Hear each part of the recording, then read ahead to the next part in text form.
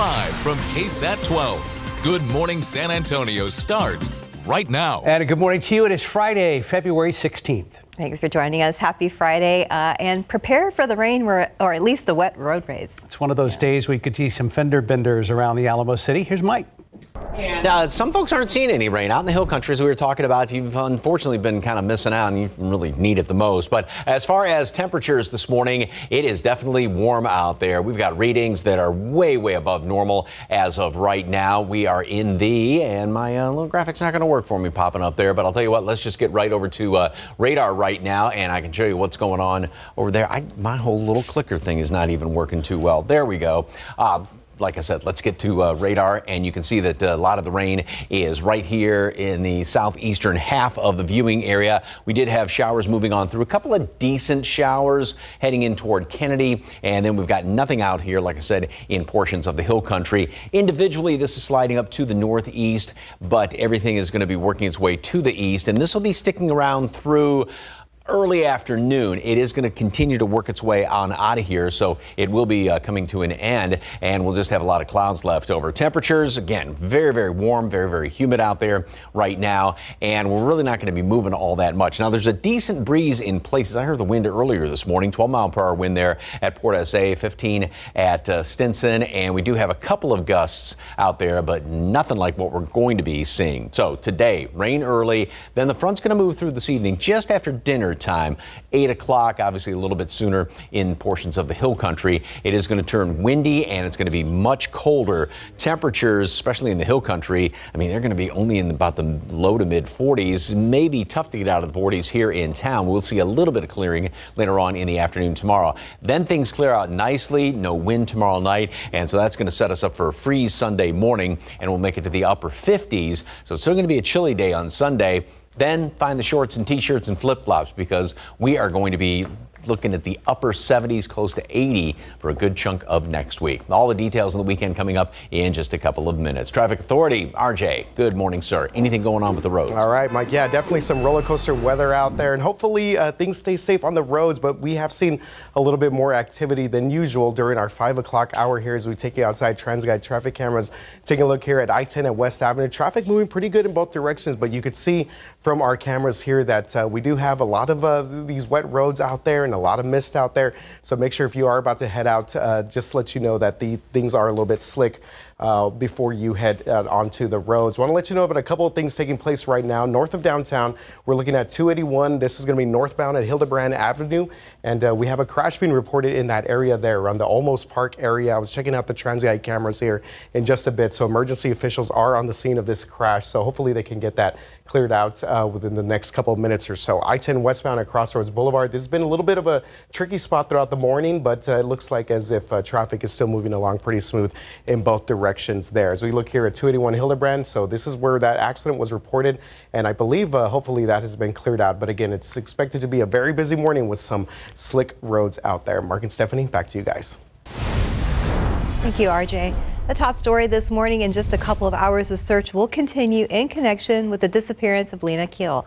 Investigators spent more than 10 hours yesterday searching a wooded area in the medical center. Now, back in December of 2021, the 3-year-old girl was last seen at an apartment complex off of Fredericksburg Road. This new search yesterday was in the same area. The mystery has lasted more than 2 years. Patty Santos has a look at the timeline and events and what has led to this point. December 20th, 2021, 5 p.m. was the last time Lena Keel was seen playing in the playground of her apartment at Fredericksburg and Blue Mill Road. Around 7 p.m., San Antonio police were called and an Amber Alert was issued. 2 days later, December 22nd, the FBI deployed their child abduction rapid response team, and the Islamic Center of San Antonio announced a $75,000 reward for leads. On Christmas Eve, police released video of Lena. December 29th, the local search team joined authorities in a field search near her apartment. 3 weeks later, January 5th, 2022, an FBI dive team flew in from Washington, D.C. to search a greenbelt near Babcock and Huebner. 6 months into the search, Chief William McManus told KSAT there's no leads on her whereabouts. On the 1-year mark of her disappearance, SAPD released new video of Lena from a home security camera. She was seen in the playground minutes before she vanished. In February 2023, an age progression sketch was released in hopes of generating new leads. 2 months later, Lena's father volunteered to take a polygraph test at the FBI field office. Patty Santos, KSAT 12 News. And this is a story we will be following closely today with team coverage. We're also keeping an eye on our website. It's all on KSAT.com. Just look for the story on our homepage. Community members on the Northwest Side say they are determined to make their voices heard about a proposed county park. A meeting with the County Commissioner Rebecca Clay Flores was set for last night, but was ultimately postponed. The proposed park would take 50 acres off Tally Road at Medio Drive. Neighbors have created opposing petitions with more than 600 signatures. While some say it's a necessity to have a community park, others say it doesn't have to be in this specific neighborhood.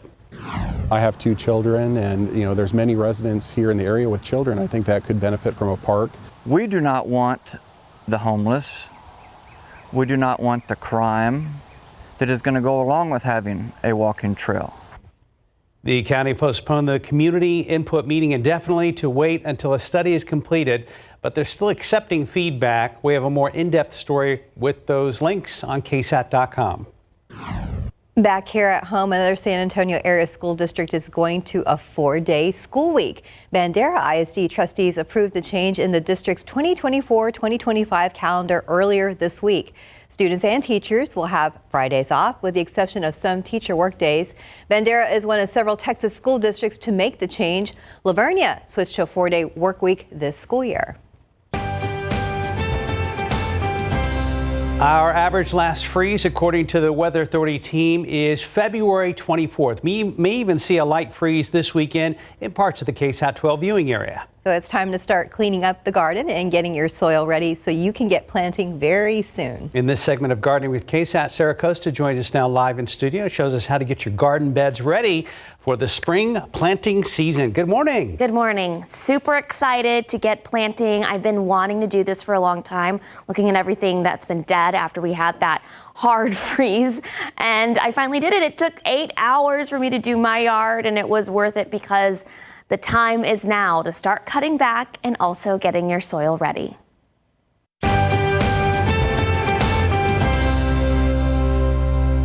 Does your garden look sad like this? Let's turn it into this. So here's what you need. Some of my favorite garden tools that I use all the time include my handy spade, my pruner, loppers, Mini electric trimmers, and electric weed eater.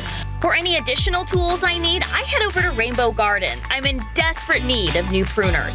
I also use my tiller all the time, especially when making new beds. Plus, if I can put this together, anybody can. When you prune back your dead native perennials, or in my case, need to use a weed eater, don't be afraid to get in there. When in doubt, most native perennials can be pruned down to the ground or leave 3 to 6 inches, especially if they are woody like lantana or certain salvias. let's talk soil. Good soil means a great garden. Add a quality compost. I like to get mine from Rainbow Gardens, like Nature's Creation Organic Compost, Fox Farm Happy Frog Soil Conditioner, or Landscaper's Pride Mushroom Compost. You want to prep your soil 2 to 3 weeks before planting, and right now would be a great time to add compost to existing beds. If you are making new beds, till up native soil at least a foot or so into the ground, then add about 3 inches of compost. For new beds, make sure you're planting in an area that gets plenty of sun. Okay, so we might have a light freeze in some of our viewing area, and I think we should be okay if you started cutting back this week or if you want to cut back now, especially on those established native perennials, and if, of course, you're really worried, you can cover them. But the time is now to start cutting back, clean everything up, and get your soil ready. Mark and Steph? Sarah, thank you. Thank you, Sarah. Happy Friday. Right now, 5:09, 62 degrees. And are you starting to think about spring break plans? After the break, we're going to take a look at an airline ticket deal that adds another destination without another charge. And outside with live cam, misty morning for a lot of folks out there. Not everybody, but we've got a wide swath of moisture across part of the KSAT 12 viewing area as we speak. As a matter of fact, there might be a few little heavier showers mixed in. Mike is tracking all that for us on a Friday morning. Welcome back. Time now is 5:12. So if you're planning a spring break vacation, you may want to consider a stopover airline ticket, which allows customers to visit more than one city for the same price. ABC's Gio Benitez has the details in today's GMA First Look. In this morning's GMA First Look, as you plan spring break and summer vacation trips, you may want to consider adding a stopover flight to your itinerary. Get this, you're planning a trip to beautiful Santorini. Why not visit Paris along the way at no extra charge? It's possible through booking what's called a stopover ticket. Carrie Elizabeth took advantage of it on a trip last year. The flight was Detroit to Santorini with a connection through Paris, so we did the stopover in Paris and stayed there for 5 days. Many carriers like TAP, Iceland Air, Emirates, and Hawaiian Airlines offer stopovers on their flights, allowing customers to visit more cities at the same price as booking a one-way ticket. If you've only got one vacation you're going to take this year, you should look into stopovers to maximize the amount of places you can visit. And coming up at 7 a.m., we're going to tell you how you can find these flights and save money. With your GMA First Look, I'm Gio Benitez, ABC News, New York. Time now, 5:13 and 62 degrees. Big changes coming to gaming consoles and YouTube Shorts. We'll have the latest look at consumer news after the break. When you smell the amazing scent of Gain Flings, time stops. Your heart races. Your eyes close. And you realize you're in love. Steve! With a laundry detergent. Gain Flings. Seriously good scent. And 50% more fresh. Now that's love at first sniff. Bye-bye cough. Later chest congestion. Hello, 12 hours of relief. 12 hours? Mucinex DM gives you 12 hours of relief from chest congestion in any cough, day or night. Mucinex DM. It's comeback season. Now try Mucinex InstaSoothe sore throat medicated drops. If you're 55 and up, T-Mobile has plans built just for you. Like 2 lines of unlimited for just $27.50 a line. That's half the price of Verizon or AT&T. So switch to T-Mobile and save. 5:17, Microsoft is releasing several Xbox video games to other companies' gaming consoles. ABC's Andrew Dembert has details in today's Tech Bites. In today's Tech Bites, 4 Xbox exclusive games are coming to PS5 and the Nintendo Switch. It's part of Microsoft's strategy to expand games beyond the company's Xbox consoles. Microsoft didn't name the games just yet, but they're reported to be Hi-Fi Rush, Pentiment, Sea of Thieves, and Grounded. The company behind ChatGPT is out with new text-to-video software. These videos were not shot by a camera. They were created by an artificial intelligence program called Sora. It can produce photorealistic videos from simple instructions. Sora isn't available to the public just yet. And finally, YouTube Shorts is adding music video remixing. The new feature comes as TikTok sits in a licensing battle with the Universal Music Group, which has led to the loss of tracks from Taylor Swift, Drake, and other artists. YouTube already has access to UMG's libraries. So sounds like creators who remix that music now won't get in any trouble. Those are your Tech Bites. This guy's a pun genius. He has proven his talents for, what is it, years now? Yeah, at least he has something like different almost every time he does that. But that was okay. It's okay. It's okay. Keeps him up overnight, I'm guessing. Yeah, he's just thinking about him. And clearly entertaining us. Yes, thank you, Andrew. Always. All right, guys. Yeah, it's been a busy start so far. On your Friday morning commute, we did expect to see a lot of, it's kind of wet roadways out there. So take a look here at 37 at Houston. We have traffic moving pretty good in both directions there. And let's see if we get one more camera here. 37 at South Cross there. Traffic moving pretty smooth in both directions there as well. But as we just mentioned, some things starting to pop up, especially this early. Usually not a good indication of our traffic that we're going to see the rest of the morning here. 35 northbound at Powell Street, we had a crash. And actually also we had a stalled vehicle being reported at Nogalitos a little bit further up. But again, this is going to be affecting our traffic coming in there from 90 and I-10 up to 35 if you are headed into the downtown area anytime soon.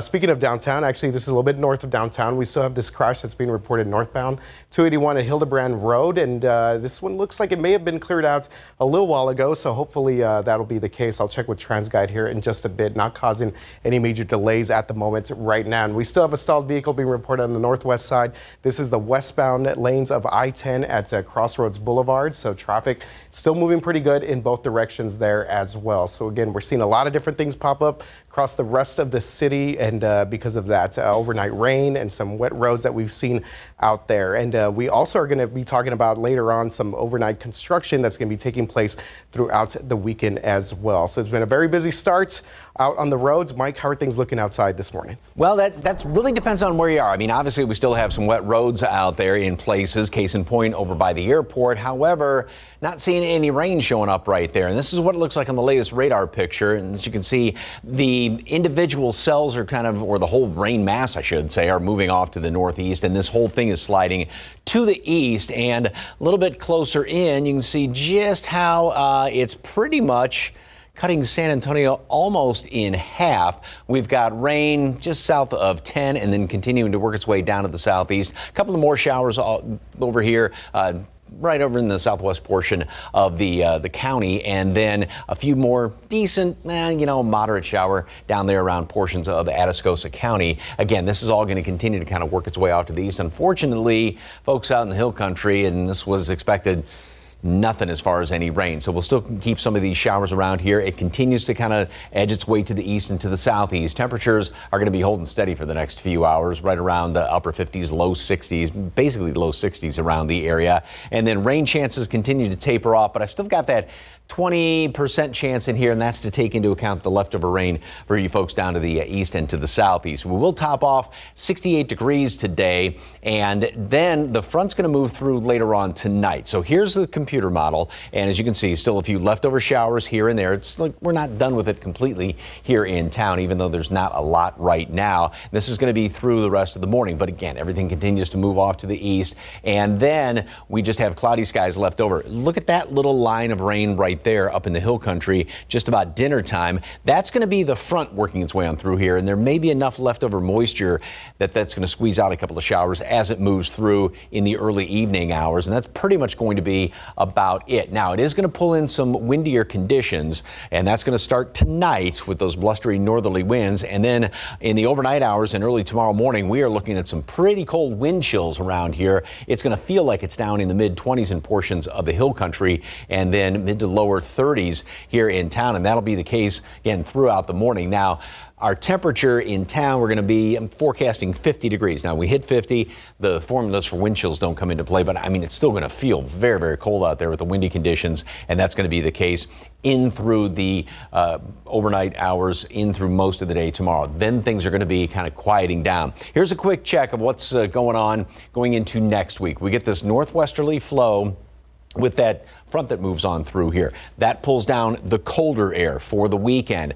Then Monday's going to be sort of transition day back to roughly normal temperatures. After that, look at that big ridge building on in here. This is going to be shorts and t-shirts weather. We're going to be flirting with 80 degrees as we go into the middle portion of next week. So here's the forecast today, 67 degrees. That front moves through tonight. We'll have rain around, call it the first portion of the day, still a few showers off to the east. Then once the front moves through later on tonight, we're going to dip down to 42 degrees tomorrow morning, but it's going to be very windy, so it's going to feel a whole lot colder than that. 50 for a high temperature. That's here in town tomorrow. There may be a little bit of clearing late in the day tomorrow. Then the wind settles down, we clear out, dry air, perfect radiational cooling, so freezing here in town, but then down in the 20s, so pretty good freeze in portions of the hill country. 58 on Sunday, great looking day, but nice and chilly. Monday, beautiful, and then look at that. We're going to be knocking at the door of 80 by the middle Here it is. By the middle part of next week. So coat this weekend, shorts next week. Something for everybody. If you're new to town, welcome to South Texas. Yes. You said it, man. Thanks, Mike. 524, 61 degrees. A popular game from the 80s is getting a new look there, so we have a preview after the break.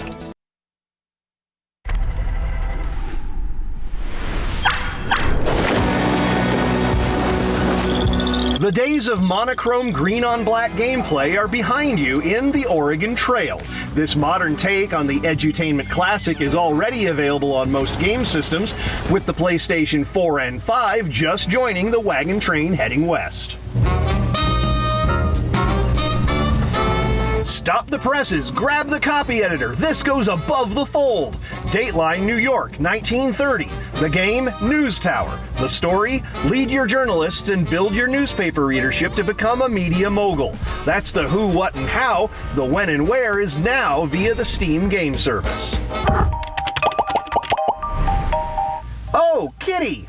A little to the left is a cozy game about tidying up. Players' puzzle-solving skills are put to the test by rearranging objects, which the cat may try to help you with. Previously available on PC, Mac, and Nintendo Switch, the game is now available and updated with new content for PlayStation and Xbox consoles. Herding cats in Hollywood, I'm Rick Damigella. Good morning, everybody. We made it to Friday. It is February 16th. Yay, happy Friday, guys. Happy Friday.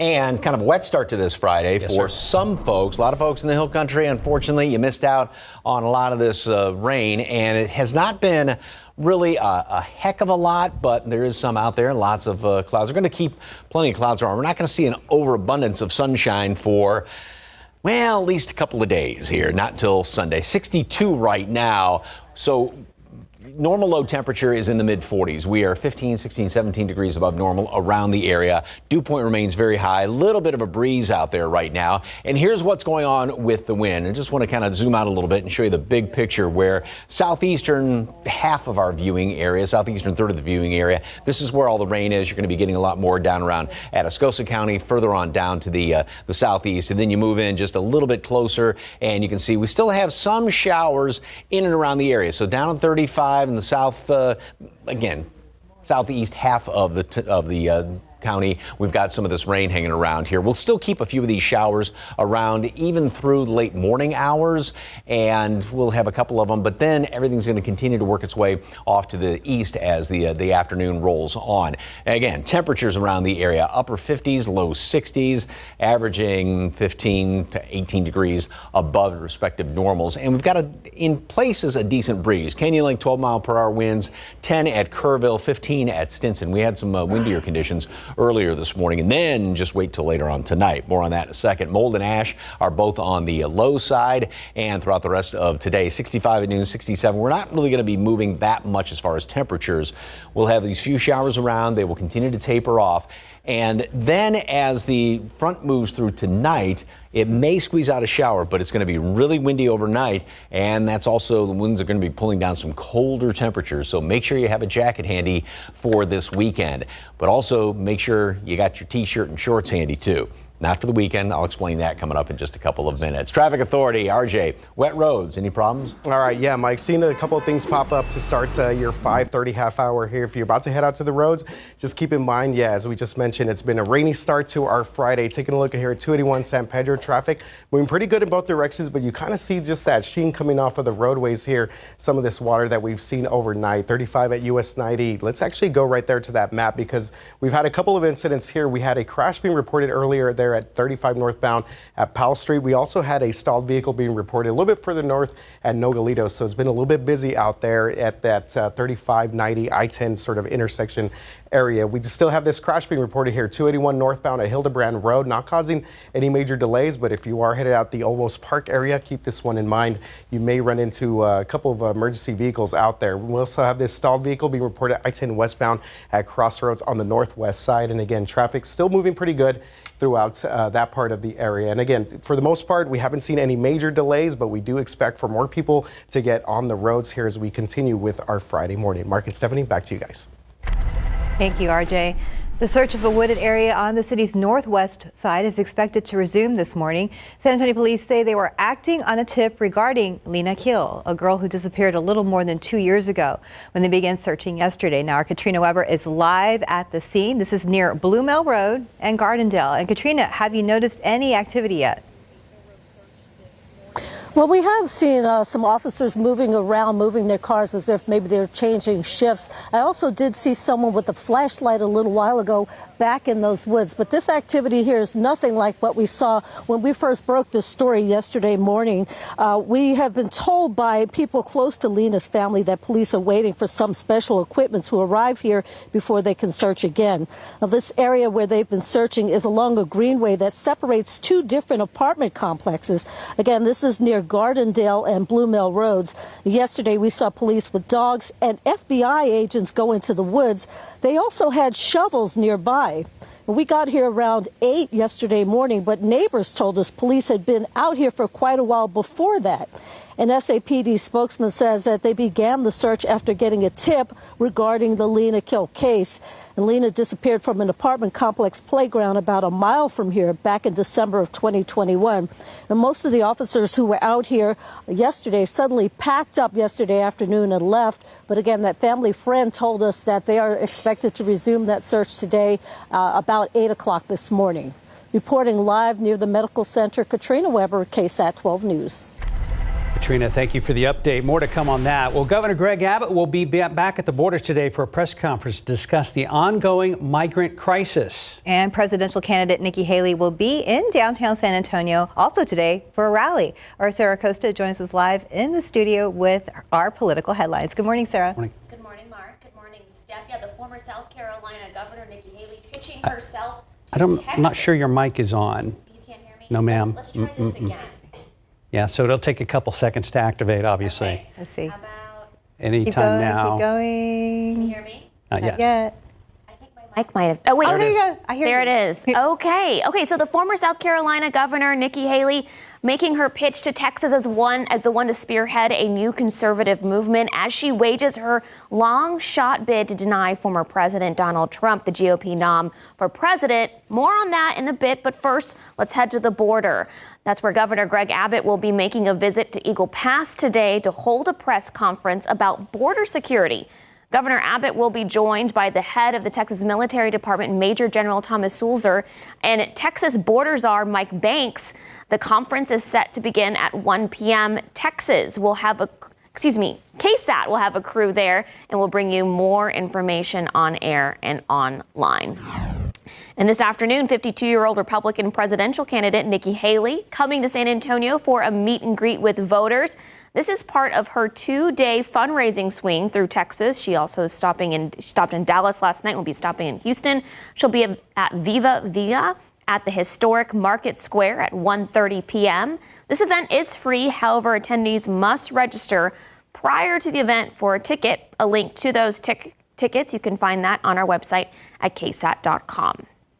And here are a few reminders before primary voting gets underway. Friday next week is the deadline to apply for a mail-in ballot. Early voting for the primary begins next week on Tuesday, and Election Day creeping up on us on March 5th. Of course, we have all this information on all the voting locations, and also you can take a look at your sample ballot by heading to ksat.com right now. Mark, Steph. Thank you, Sarah. We're learning more about what led to the deadly shooting at the Chiefs Super Bowl parade. Kansas City police say it happened from a dispute. 2 people are in custody, and police are still working on potential charges. Our John Paul Barajas sat down with a family from San Antonio that found themselves in all that commotion. From championship celebration to chaos. This was a scene after shots were fired at the Kansas City Chiefs Super Bowl parade Wednesday. 1 person killed and 22 others hurt. Lots of sirens going everywhere, and we couldn't really tell where the sirens were going. There were people crying on the street. Like, that's where it started to hit the magnitude of what just happened. Mariana Sanchez and her family made the trip from San Antonio to Kansas City. Justin is up there. Has his sign ready to go. Her 11-year-old son Justin's sign says it all. Tumor removed, traveled 800 miles, all in for the Chiefs. Hashtag dream come true. My husband and I had a conversation like, hey, this has been a really difficult year for Justin, for our family. Let's try and make this happen for him. Let's try and bring a positive experience to this. The parade started just as the Sanchez family hoped. It was amazing. I was very excited. Talk to me about being a Chiefs fan. What made you want to go with them? In 4th grade, I just chose a random team. Seems like you chose the right one. Yeah, think I did. From playing catch in the crowd to being pulled on stage in front of a sea of Chiefs fans. I was going to look at the video that he just took, and I saw a flood of texts. The family didn't hear the gunfire over the music, but Mariana says they were just a few blocks away. I'm okay, just still processing about it. Just thinking about everything that happened. Now the Sanchez family says they want to be a part of the Kansas City healing process. We tried to donate blood this morning, but lots of people are trying, so we're going to try again tomorrow. John Paul Barajas, KSAT 12 News.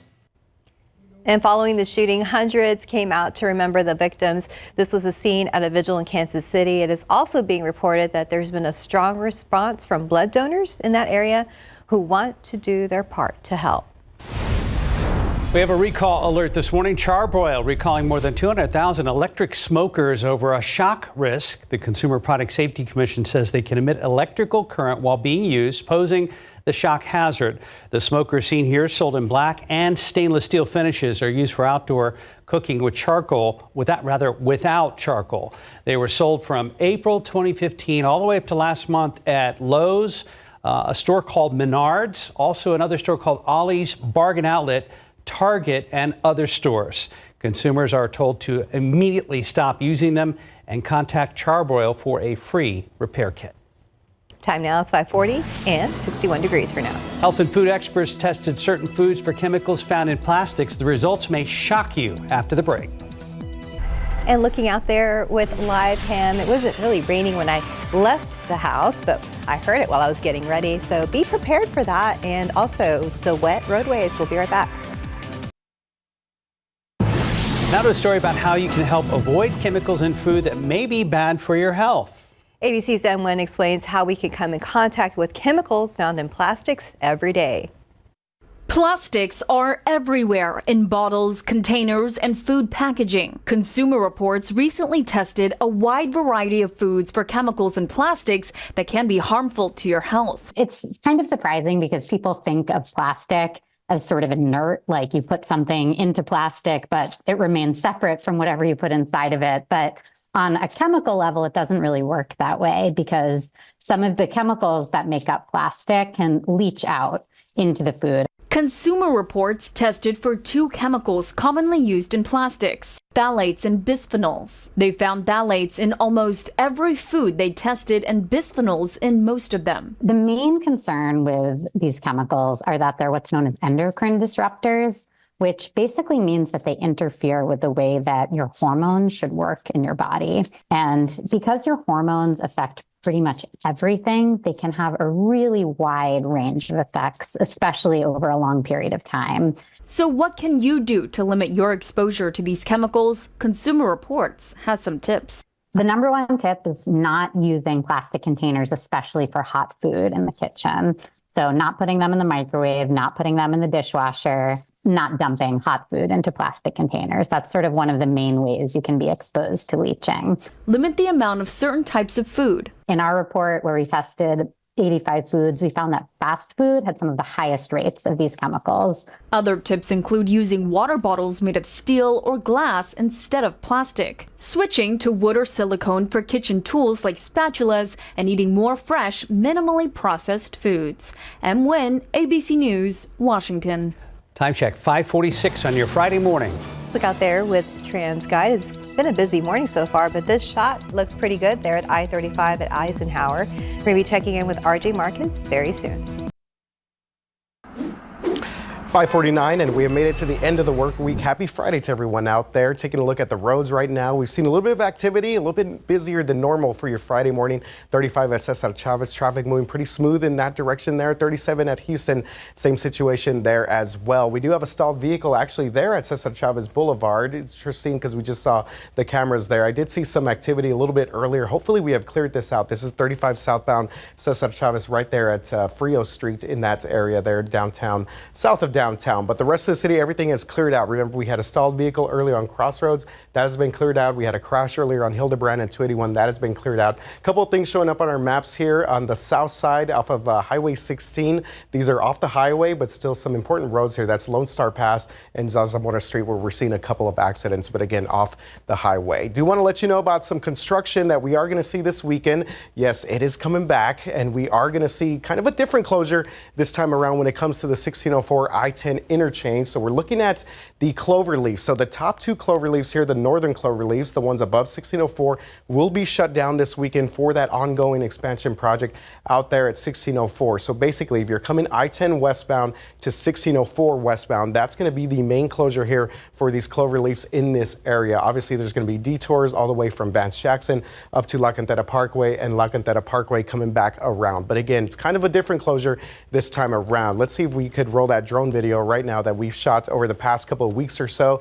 And again, they're putting up those beams over the past month or so. But this is now going to be connector work that's going to be on those cloverleafs out there in that area. So again, the big sort of takeaway from this construction closure, I-10 westbound cloverleaf to 1604 westbound. So 2 of the 4 cloverleafs in that area will be shut down this weekend as they continue all of that work. And of course, guys, this is all weather permitting because we've done this in the past.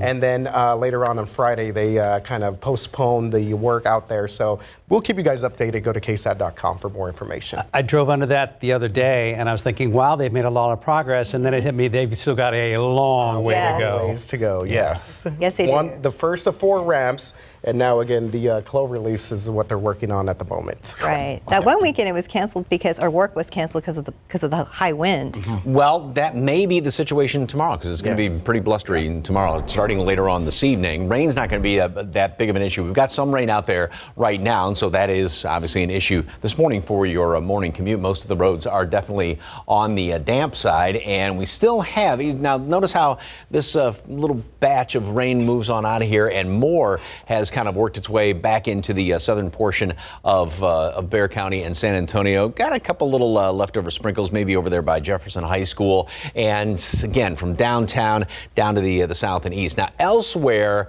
the majority of the rain, as expected, has been and is down to the east and to the southeast.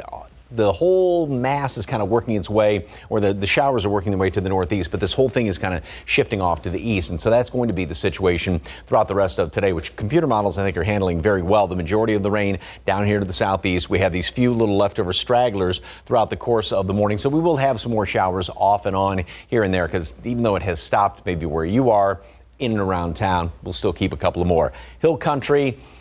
Unfortunately, you're not getting any rain out of this batch. And once we get done with this rain today, there is nothing that we're seeing even way down the road. So hopefully, where you need the rain, enjoy this, I should say. We continue to clear out as far as rain is concerned. We're going to keep a lot of clouds around throughout the rest of today. Then as we go into the evening hours, here's this one little line of showers that's going to be developing. That's along the front, which is going to work its way through here in town, obviously sooner in the hill country, but here in town just after dinner time. Early evening hours, and we'll get the windy conditions coming in behind that. So as far as the forecast today, steady temperatures all morning long. We'll have the showers out there, and we keep some of the rain around in the, like I said, to the east to the southeast. In San Antonio proper, it will be coming to an end later on this afternoon. We'll hit a high temperature today of 67 degrees, so we will be about at a normal high temperature, right in that vicinity. Obviously, we're not moving that much, starting off in the low 60s this morning. Now, as far as the wind, we've got a lot of humidity out there. Wind remains out of the south throughout the day. But there comes that drier air. Once that front moves on through here, this really, really dry air comes in and continues to pump on in here throughout the day. So when we've got these dew points down in the 20s, and especially by tomorrow evening, wind is going to subside tomorrow night. Clear skies, really dry air. That sets us up for the freeze on Sunday morning. And this is a very cold air mass. It is 9 below right now. Went up a degree in Cut Bank, Montana, 2 in Bismarck. Now, obviously, we're not going to get this cold, but yeah, it is. It's definitely a doozy there. And look at these wind chill temperatures. 21 below is what it feels like in Cut Bank. So obviously, winter is not over. We get a quick little taste of this. Then it's spring. So this is not going to last long at all. So here's what it looks like over the next 7 days. It's almost one extreme to the other. 67 today for a high temperature. Tomorrow only 50. And that may be tough. We see a little bit of sunshine in the afternoon, creep just above 50. Clouds hang in there, and we won't make it out of the 40s, definitely 40s in the hill country. So wind chills are going to be a factor tomorrow. Sunday, start off at freezing, get up to 58 degrees. And then look at that, starting Monday, 70 and then upper 70s. So we go from heavy coats, freezing conditions Sunday morning to shorts and flip-flops. Oh, we get to wear everything. Exactly. Thank you, Mike. 5:55. We'll be right back. Good morning to you on this Friday. Coming up here on GMA, the story we're all following this morning, the high-stakes testimony for the Georgia DA in the election interference case as she fights to stay on that case. Also this morning here, an ABC News exclusive with Prince Harry talking about his father's health, his relationship with the royal family now, and his work with wounded warriors as he prepares for the first Invictus Winter Games. That's all coming up right here on GMA.